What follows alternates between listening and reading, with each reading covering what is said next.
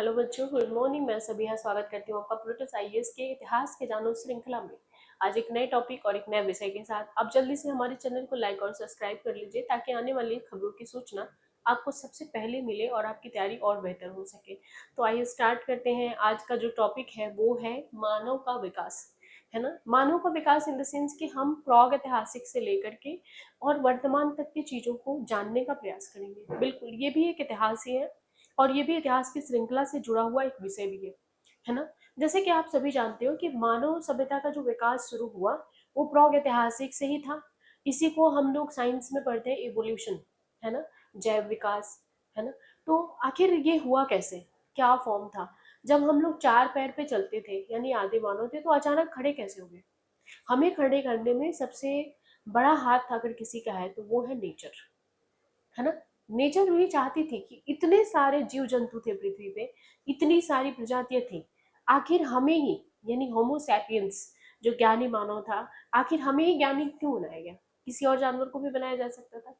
तो हम ये कहेंगे कि सबसे बड़ा हाथ अगर हमें था हमारे विकास की प्रक्रिया में तो वो किसका था, नेचर का था। नेचर ने हमें डेवलप किया, नेचर ने हमें बनाया, नेचर ने कोशिश किया कि हम उठ के खड़े हो जाएं, है ना। तो जब हम चार पैर पे चलते थे तो ये आगे वाले जो दोनों हाथ है वो क्या है, हमारे हमारे पैर ही तो है।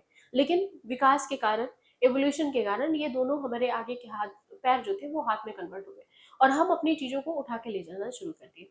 तो कैसे हुआ, जब आदि मानव विकसित हुए, सपोज मान लो कहाँ पे हुए, ये एक उदाहरण बस समझा रही हूँ। ये मान लो ये अफ्रीका है ना। अफ्रीका को मानव सभ्यता का पालना कहा जाता है। क्या कहा जाता है, मानव सभ्यता का पालना है, क्योंकि यहीं पे सबसे पहले विकास हुआ।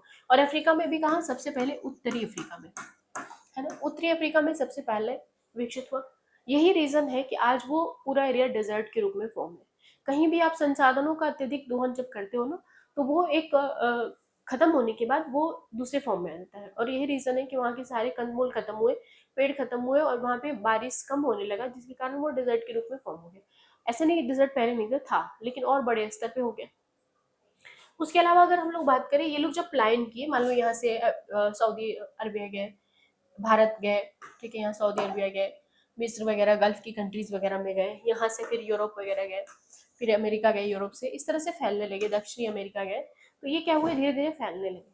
जब इनका विकास हुआ और विकास के क्रम में ये लोग आगे बढ़े, तो जब यहाँ से वहां जा रहे थे ना, तो इनको अपनी चीजों को ले जाने की आवश्यकता थी।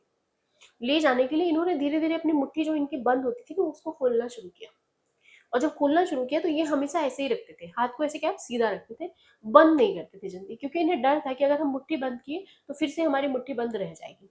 इसीलिए बच्चा जब पैदा होता है ना, तो आप देखे होंगे कि जब तक छोटा रहेगा 6 महीने तक, जब तक उसकी बुद्धि का विकास पूर्णतः नहीं हो जाता, तब तक वो मुट्ठी क्या रखता है, बंद रखता है। और जब आप उसे ऐसे उंगली भी दोगे ना, इतनी तेजी से पकड़ो, उसको डर रहता है।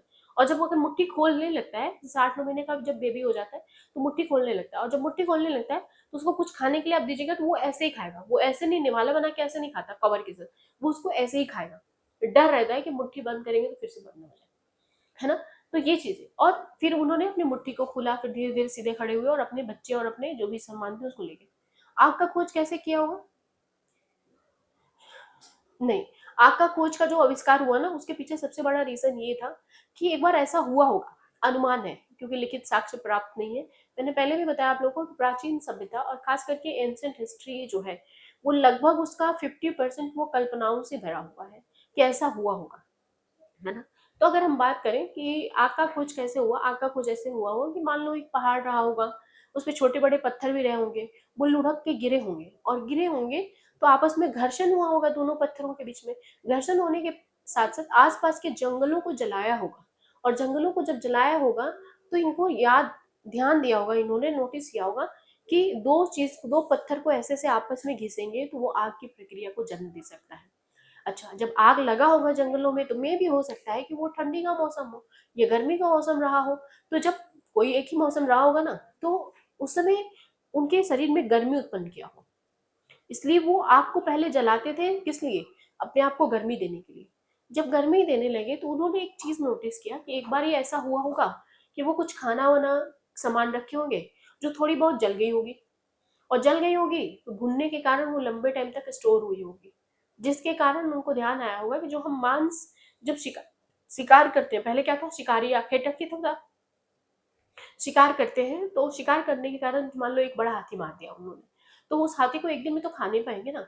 तो जो बचे हुए उसके अवशेष अगर उन्हें हम फ्राई कर देते हैं, भून देते हैं आग में, तो वो 4-5 दिन तक स्टोर हो सकता है। यानी 4-5 दिन तक हमें शिकार के लिए भटकना नहीं पड़ेगा, खोजना नहीं पड़ेगा, हर टाइम के लिए दौड़ना नहीं पड़ेगा। इसी से वो आकाश आग की खोज हुई और आग से स्टोरेज की खोज हुई। मान लो अनाज का कैसे या खेती बाड़ी का कैसे साक्ष्य मिला होगा। खेती बाड़ी का साक्ष्य ऐसे मिला होगा कि जब उनकी महिलाएं प्रेग्नेंट रही होंगी, तो वो कहीं दूर जाना, कहीं घूमना फिरना या शिकार करने में उनके सहयोग करना उनके लिए मुश्किल होगा, है ना। प्रेगनेंसी में दिक्कत वैसे भी होती है। तो वो जो भी अनाज वगैरह खाई होंगी, मान लो कुछ जामुन खाया उन्होंने, आम खाया, खा करके उसको अपने आसपास फेंक दिया, और जब फेंक दिया होगा तो वहां पे वो धीरे धीरे पेड़ के रूप में फॉर्म हुआ होगा। इससे ये ज्ञात हुआ होगा कि इससे जो बीज निकलता है हम उसे दोबारा भी लगा सकते हैं और खेती कर सकते हैं। और जब खेती होने लगा ना, तो जीवन स्थायी हो गया। स्थायी क्यों हो गया? क्योंकि जो अनाज उन्होंने बोए थे, वो जब तक काट नहीं लेते तब तक दूसरी जगह पलायन नहीं कर सकते हैं। तो जब तक कम से कम एक फसल कटने में 4 महीने का समय तो लगेगा ना, 90 दिन तो लगेगा ही, है ना। तो वो चीजें हुई और उसके जीवन को, उनके जीवन को स्थायी कर दिया। जब स्थायी किया तो 3-4 महीने रहने थे, तो उन्होंने घरों की तलाश शुरू की। तो घर बनाने के लिए लकड़ी, घास फूस की आवश्यकता पड़ी। कहाँ से ढो के लाए होंगे वो? तो कहाँ से ढो के लाए होंगे? तो उन्होंने ज्ञात किया होगा कि जब भी पत्थर गोल होता है और ऊपर से लुढ़कता है तो तेजी से लुढ़कता है, तो वैसा ही कुछ गोल उन्होंने पहिए नुमा बनाया और पहिए की खोज हुई। तो पहले आग, फिर स्थायी जीवन, फिर पहिया। इस तरह से नवपाषाण काल के रूप में फॉर्म होते चला गया और नई नई खोजों को जन्म देता चला गया। आज भी मानव जीवन क्या है? एक खोज ही तो है। हम नई नई खोजों को, विचारों को लेकर के आ रहे हैं। अभी हाल फिलहाल में एक सुअर का हृदय एक मानव में लगाया गया, प्रत्यारोपण किया गया, ये खोज ही तो है, मानव सभ्यता के विकास ही तो है ना। तो इन्हीं खोजों को जानने के लिए हमारे साथ जुड़े रहिए, नए नए इतिहास के तथ्यों को जानने के लिए जुड़े रहिए। मैं कल फिर मिलूंगी कुछ नई सुर्खियों के साथ। तब तक अपना ख्याल रखें, खुश रहें। Thank you class, thank you बच्चे लोग।